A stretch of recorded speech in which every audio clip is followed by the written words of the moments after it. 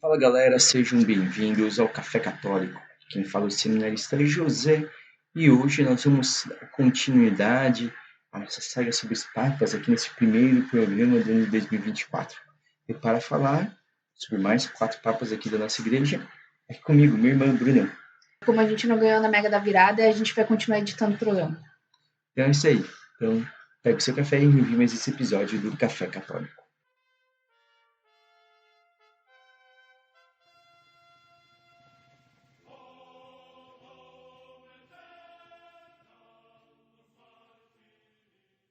Então, Bruno, agora vamos para mais 4 papas, né? E agora a gente fechando basicamente o século III que nós temos da igreja, os papas, né? Os 4 papas, o Félix I, o Eutiquiano, o Caio e o Marcelino. Então, depois, né, do fim do papado do Papa Dionísio, né? Papa Dionísio, então é eleito como Papa Félix, né? Posteriormente, primeiro só Félix, né? Porque só começa a ser chamado de primeiro, mesmo quando tem o segundo, né? Mas ele é hoje conhecido como Félix I. O pontificado dele foi de 5 de janeiro de 269 a 30 de dezembro de 274. Então, quase 6 anos fechou. Passou perto ali do 6, né? Alguns dias. Então, esse é um pouco conhecido, assim. Acontece que os 4 papas que a gente vai falar hoje tem uma dificuldade de documentação, provavelmente em parte pela perseguição que vai acontecer do imperador Diocleciano depois de 274, né? Porque houve muita destruição de documentos, destruições de igreja, inclusive. Então, muita coisa se perdeu, né? Então, Félix I, que se tem aqui provavelmente além da data, e que provavelmente ele era cidadão romano, e um dos poucos feitos que se tem dele sobre mesmo é uma carta falando sobre a deposição do bispo Paulo de Samosata por ensinamentos heréticos acerca da Trindade. Mas assim, não é que ele foi lá e condenou, na verdade tinha rolado um sínodo que condena Paulo de Samosata e ele apenas assina, confirma a condenação. E na verdade, quando os bispos do sínodo enviam a carta, eles nem enviam para ele, porque na verdade enviaram para o Dionísio. Sabe? Só quando chega o Dionísio já tinha falecido, ele estava ali e ele responde confirmando. Então, Deu sequência, né, o que estava acontecendo. Isso. Então, e daí Paulo de Samosata, ele tinha alguns problemas doutrinários em relação à Trindade. Então ele confirma isso, né, para depor São Dionísio, né? E mesmo que vê também que ele nem tinha uma força tão grande, porque no fim o Paulo de Samosata recorre ao imperador para continuar no cargo, e daí o imperador basicamente diz que deve ficar no cargo quem os bispos de Roma decidir. Então daí ele confirma ali, sabe? Mas não é que ele age diretamente, né? Um pouco menos de fontes documentais. Há um filme que diz que ele teria ordenado que as missas deveriam ser celebradas nos túmulos dos mártires. Porque isso é pouco provável, porque na verdade hoje se sabe que dificilmente se celebrava, né? Às vezes no dia para comemorar realmente a morte daquele santo, daquele mártir, se celebrava lá. Mas, diferentemente do que alguns pensam, e às vezes foi propagado um pouco no século XX, isso não era comum se encontrar nas catacumbas, se encontrar nos túmulos mártires, não era local comum de reunião. Tá, eu estou em choque dessa informação. Eu acho que eu já tinha ouvido falar disso, não era o local comum. Se falou, então eu bloqueei essa memória da minha cabeça. Não era o local comum, porque assim, alguns vão falar, né, isso que teria a ver com, até pelas perseguições, tudo, mas não faz sentido, porque assim, as catacumbas eram locais conhecidos, então não fazia sentido você ir lá, porque todo mundo sabia onde os mártires estavam escondidos. Não seria inteligente. E sem contar que eram locais apertados e com um cheiro horrível, sabe? Tipo assim, pô, eu tô pensando se a ideia é fugir, não teria sentido. Não, as primeiras igrejas, os primeiros séculos, eram casas adaptadas em igrejas, né? Primeiro, claro, começava mente como uma casa, mas geralmente, em pouco tempo, essa casa ela virava de uso exclusivo da igreja. Tanto que, se não fosse assim, não teriam o confisco de igrejas, né, de prédios da igreja, quando ocorrem as perseguições do século III. Sim, sim. Então, tanto com 10, em 248, e depois com Diocleciano, em 274, são as grandes perseguições mesmo assim, da igreja ali. Então faz sentido. Então, apesar que se fala isso, teria ordenado que as missas deveriam ser celebradas nos túmulos dos mártires. Pouco provável, isso é uma narrativa que se criou em algum momento de que o local comum era o túmulo dos mártires, mas não, nunca foi. Se celebrava de vez em quando, de um momento ou outro, principalmente quando era, assim, né, o que seria do dia da festa, né, que não existia exatamente esse entendimento de uma festa litúrgica como a gente tem hoje, né? Uhum. Mas para honrar especificamente, mas era um momento específico somente. Talvez se confunde por causa dessa questão de colocar alguma relíquia, alguma coisa assim, quando vai fazer um altar numa igreja, né? Talvez daí o pessoal começou a criar essa ideia de que antes tinha que ser. Então, teve um pouco isso e teve com algumas descobertas, principalmente as descobertas das catacumbas no século XX, teve alguns historiadores, alguns teólogos que fizeram uns relatos muito apaixonados, um pouco exageradamente, sabe? Sobre essas igrejas da catacumba. Né? Mas nunca existiu, de fato, uma igreja das catacumbas. Né? Então, na verdade, nunca existiu, né, tal igreja das catacumbas. Apesar de uma certa... uns relatos talvez às vezes um pouco mais lendários de que ele teria morrido como mártir, com mais evidência é que ele não morreu como mártir, não. E ele está enterrado na cripta papal no cemitério de Calista, ali a Ápia, né?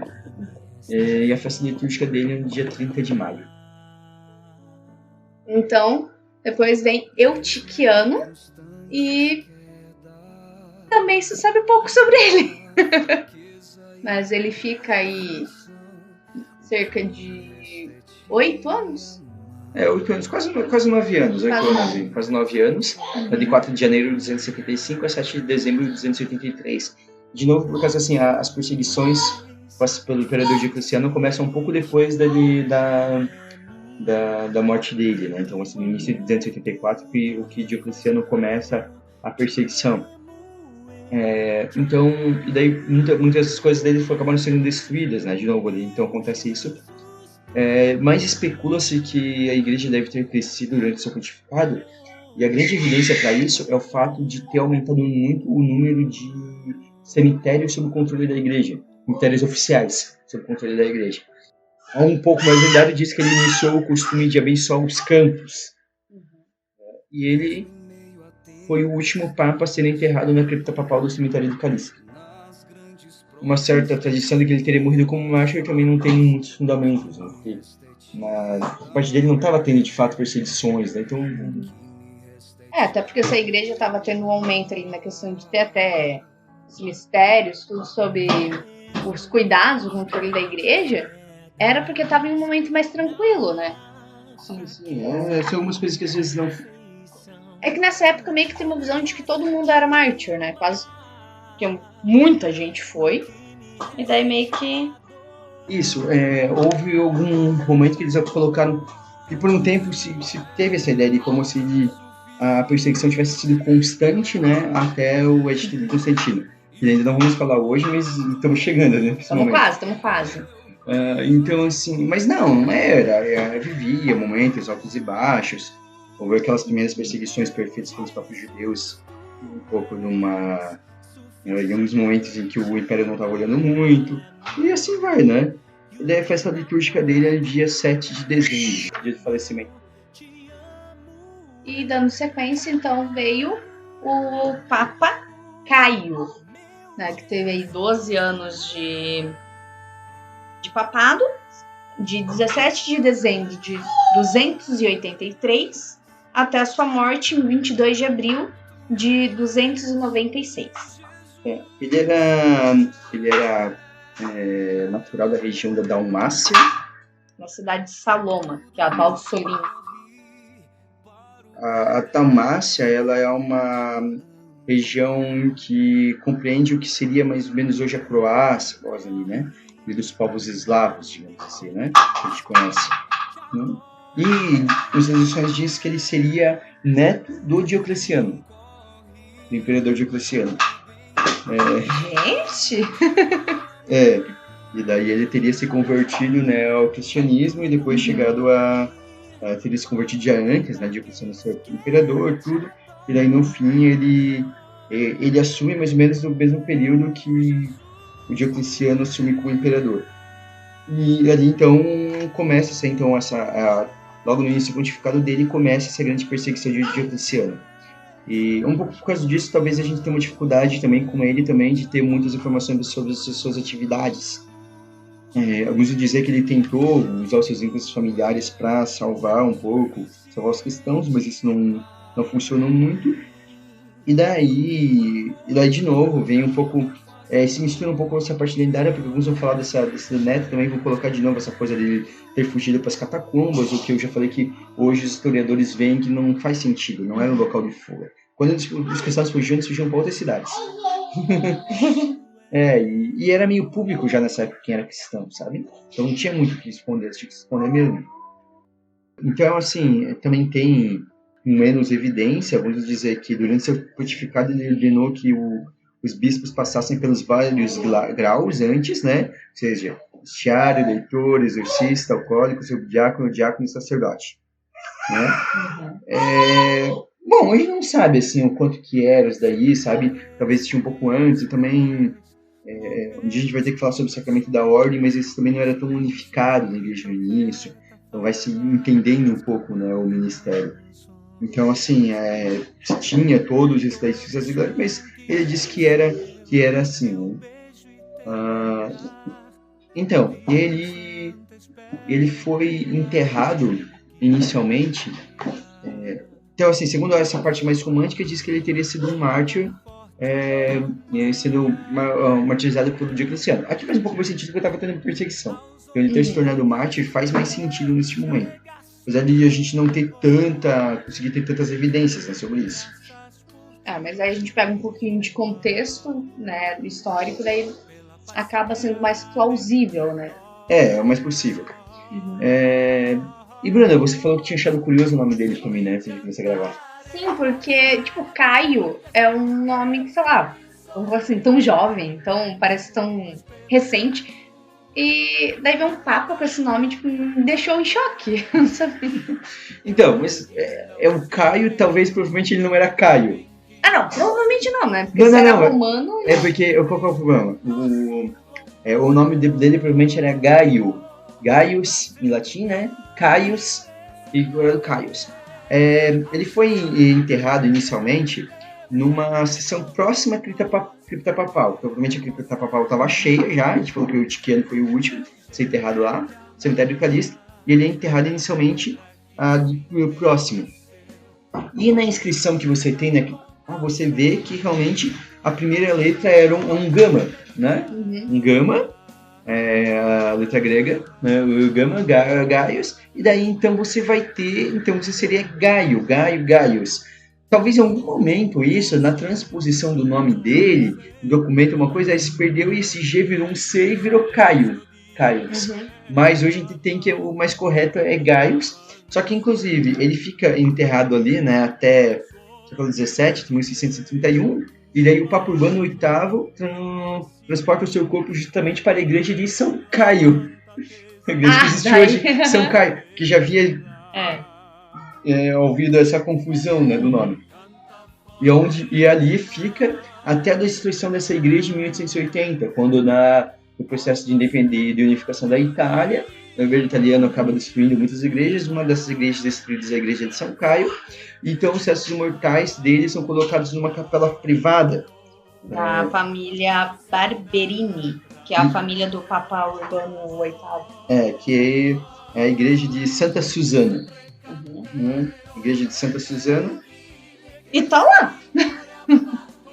Alguns dizem que, inclusive, essa igreja talvez seria o local da residência do Papa, inclusive. Desse Papa na época, né? Teria sido originalmente a casa dele, em si. Que ele era da família dele. Mas assim, não dá pra ter certeza, né? Porque isso também se passaram todo o tempo, né? São 16 séculos, quase 1.600 anos se passaram. Então, não dá pra ter certeza, mas é isso mais ou menos. E essa Santa Susana, onde que é a igreja onde ele foi colocado depois, né, por fim, ela seria então a sobrinha dele. Que também, Santa Susana, também foi uma mártir também na perseguição de Diocleciano, né? Então, Santa Susana. Então, até por isso que, tipo assim, a mulher da casa dele vira essa de Santa Susana é por causa disso, né?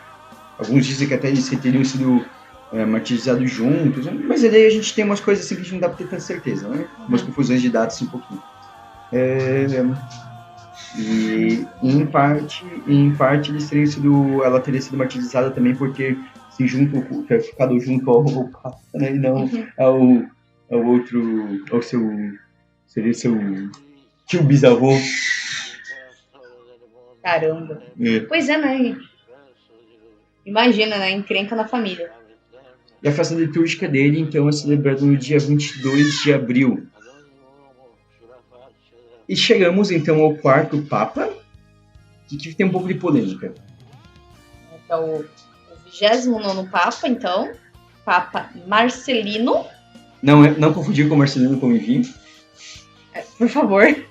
Nem com o Marcelino da novela que tinha no passado. Tá, então, o Papa Marcelino, provavelmente ele era um romano. Ele tem algumas fusões e um pouco de polêmica em torno do pontificado dele, né? Alguns sendo um pouco mais brandos, alguns sendo um pouco mais rígidos no que foi a atuação dele. Então, ele foi papa durante a perseguição de Diocleciano. Né? Diocleciano assumiu em 274 e vai até 304, 305 mais ou menos, até 304 o período do Império de Diocleciano. Durante a perseguição de Diocleciano, alguns vão dizer que ele teria sido, os mais brandos vão ter dito que ele teria simplesmente sido brando demais com os lápices. A gente já falou lápis no outro programa, mas retomando, os lápices são aqueles que não foram firmes à sua fé, de alguma forma, ou ofereceram incenso aos deuses, ou um sacrifício completo, ou ao menos fingiram, né, comprando um certificado, mas não deram testemunho de fato da fé cristã. E que ele teria sido um pouco negligente, talvez um pouco até pelas forças dele, que ele estava um pouco fraco, mas que ele, no fim, ele teria enfrentado e confessado a fé e sido macho. Mas, assim, tem um outro aqui que até um pouco mais forte desses documentos, é que nós temos um Papa aqui que acabou acatando as ordens do imperador. Inclusive, o Diocleciano, ele, no início de 303, ele promulgou um edito de perseguição. Ele tinha feito outros, mas esse que o Marcelino teria aceitado, esse em 303, em que ele teria exigido três coisas: a destruição, entrega de algumas igrejas, que os cristãos entregassem seus livros sagrados, que seriam destruídos, e que todos oferecessem incenso aos deuses. O Papa Marcelino teria concordado com a entrega dos livros sagrados, entregando os rituais da Sagrada Escritura de outros livros sagrados, e também oferecido incenso aos deuses pagãos. Ele só não teria concordado com entregar as igrejas, né? Mas ele teria, então, feito isso e oferecido incenso aos deuses. Então, acredita-se que provavelmente que ele foi destituído ou abdicou antes da sua morte. Ele assume em 30 de junho de 296, e o fim do pontificado dele oficial se dá em 25 de outubro de 304. Né? Mas é possível que, assim, como em março de 303, o Diocleciano promulga esse edito. Em maio, mais ou menos, ele aceita. Então, alguns acreditam que ele já teria sido destituído já em maio, apesar de que ele morre só em outubro do outro ano. Mas que ele já teria sido destituído, assim, né? Não sabe se destituído ou forçado a abdicar, né? Mas acredita-se que ele não ficou até o fim. E, inclusive, o seu nome ficou por um bom tempo fora da lista oficial dos papas, por causa disso.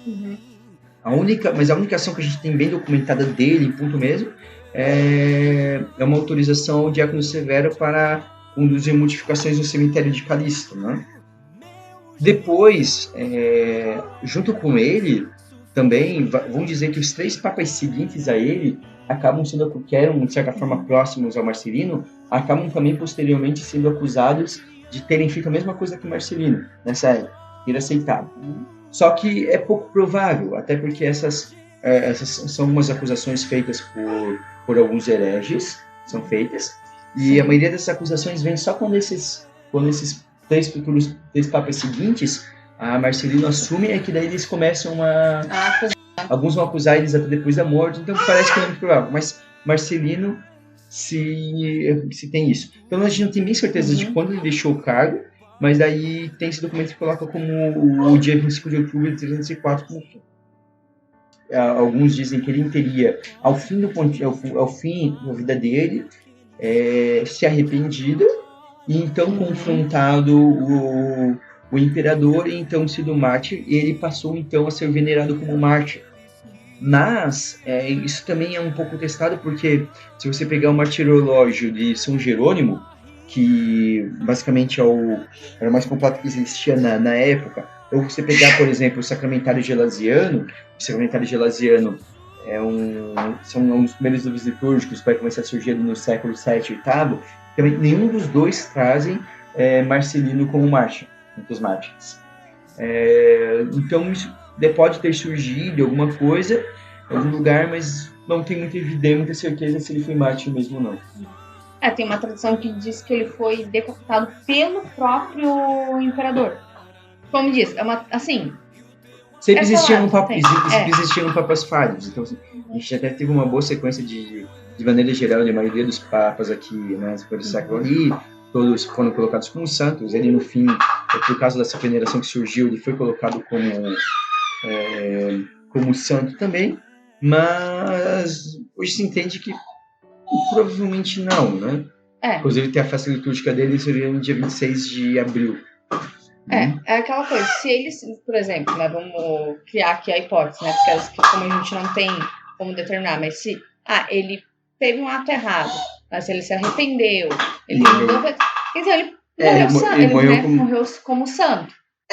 Teria ao menos alcançado a salvação, né? Exato. Mas não necessariamente como um grande exemplo, né? Mas como os mártires meio que são automaticamente santos, então ele teria morrido como mártir, segundo algumas tradições. Eu acho que é importante esse ponto aí, né? Que ele se arrependeu, porque a gente vai ver a história de vários santos, e santo não é aquele que enterrou. Né? Então, acho que, claro, não vai ser um exemplo de nossa firmeza, que não tremeu a perna, enfrentou sem medo. Mas que no final, ele foi. Então, aqui, assim, é que o santo, de maneira geral, a gente espera, a partir de um momento da vida dele, um pouco mais de constância. Não que ele se converta só no último momento. Não, eu sei, eu concordo com isso, mas é que... Mas, assim, mas aí ele tem isso, né? Então, em alguns lugares surgiu essa tradição de que ele teria sido um mártir, mas a gente não tem muita firmeza. Uma outra coisa interessante é que aconteceu durante o pontificado dele, aconteceu um sínodo, conhecido como Sínodo de Elvira. Você tem a data exata, mas ele deve ter ocorrido entre o ano de 300 e 303. Elvira seria onde hoje é a cidade de Granada, na região da Espanha. Sim. Tá? Então a cidade de Elvira existe mais, mas é o que seria hoje mais ou menos a região de Granada, né? Então, o que tem interessante desse Sínodo de Elvira, né? Ele tem alguns fragmentos que a gente tem de documento, um sobre a insolidariedade do matrimônio, outro tem algumas questões batismicas, mas o mais interessante é que no Sínodo de Elvira é que nós temos o documento mais antigo falando sobre o celibato obrigatório dos clérigos. É nesse? O Sínodo de Elvira é o que a gente tem mais antigo registrado sobre isso. Né? Então, assim, seriam os cânones 27 e cânon 33, né? No cânon 20, sobretudo o 33, né? Desse sínodo. Que no cânon 27 diz assim: um bispo, como qualquer outro clérigo, apenas tenha consigo uma irmã ou uma filha virgem consagrada a Deus. Ficou decidido que de modo algum tenha uma estranha consigo.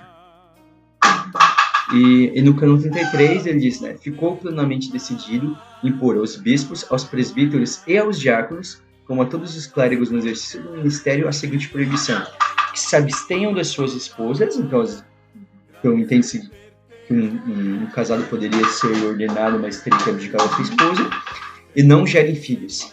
Quem, porém, o fizer, deve ser afastado do estado clerical.